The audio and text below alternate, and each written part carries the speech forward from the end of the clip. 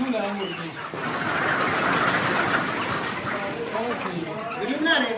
बना लो वीडियो बना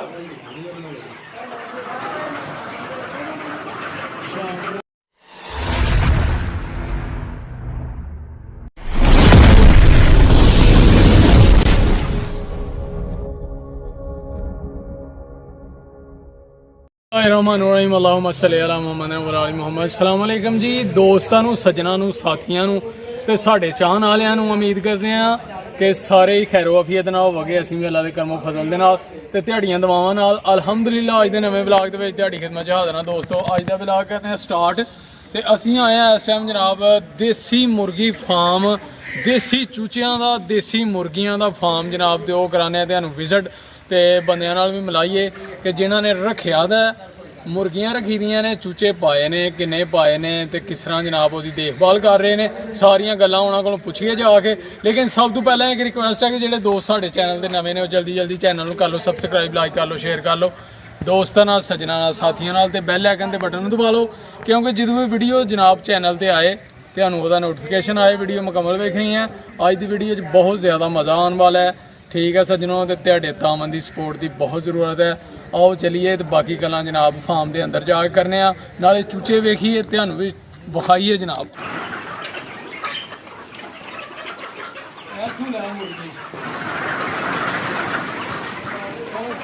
वीडियो बना ले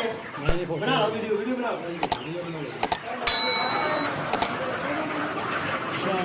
आ जाओ शुरू तो आओ जनाब कि कितनी देर हुई है फार्म बनाए दे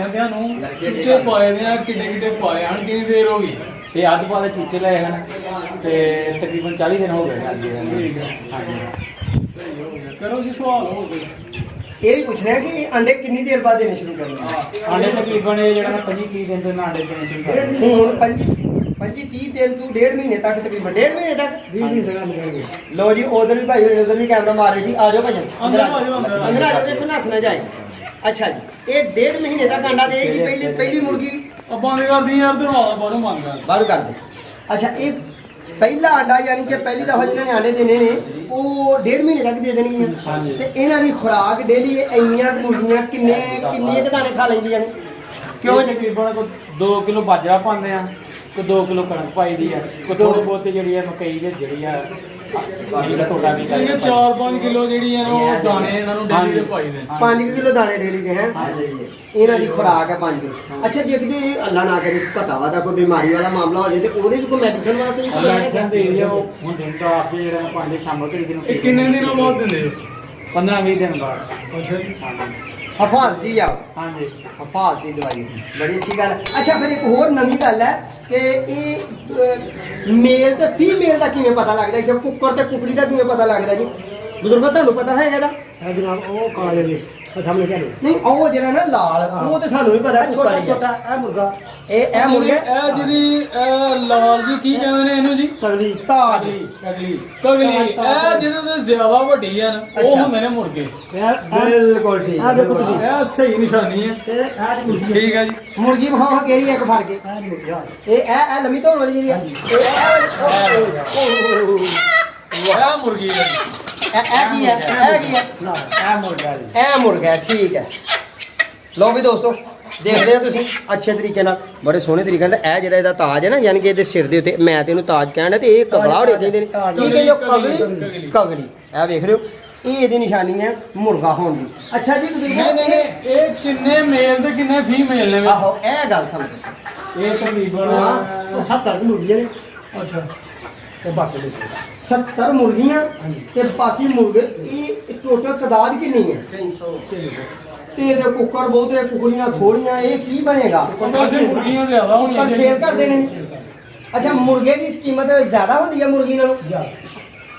ਅੱਛਾ ਖਾਣ ਵਾਲੇ ਲੋਕ ਸ਼ੌਕੀਨ ਲੋਕ ਮੁਰਗੇ ਨੂੰ ਜ਼ਿਆਦਾ ਲਾਈਕ ਕਰਦੇ ਨੇ ਜ਼ਿਆਦਾ ਪਸੰਦ ਕਰਦੇ ਨੇ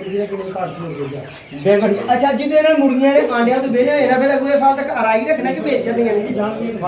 ਫਿਰ ਵੇਚਣ ਕਿੰਨੀ ਦੇ ਆਂਡੇ ਦਿੰਦੀਆਂ ਰਹਿੰਦੀਆਂ तकरीबन कई बार जूड़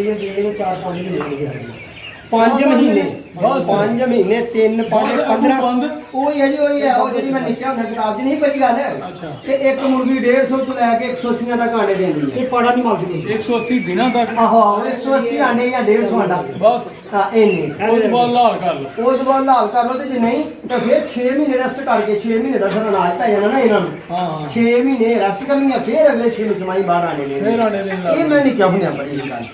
ਇਹ ਗੱਲ ਸਹੀ ਹੈ ਇਹ ਗੱਲ ਸਹੀ ਹੈ ਲਓ ਜੀ ਬੜੀ ਪਿਆਰੀ ਤੇ ਬੜੀ ਸੋਹਣੀ ਸ਼ੁਕਰੀਆ ਮਾਲੂਮਾਤ ਦਿੱਤੀ ਹੈ ਆਪਣੇ ਵੀਵਰਸ ਨੂੰ ਆਪਣੇ ਪਿਆਰਿਆਂ ਨੂੰ ਤੇ ਆਪਣੇ ਸੱਜਣਾ ਤੇ ਆਪਣੇ ਪਿਆਰਾਂ ਦਾ ਖਿਆਲ ਸਾਡੇ ਹੱਕ ਨਾਲ ਦੁਆ ਕਰਨੀ ਇਨਸ਼ਾਅੱਲਾ ਦੁਬਾਰਾ ਮੁਲਾਕਾਤ ਅੱਲਾਹ ਨੇ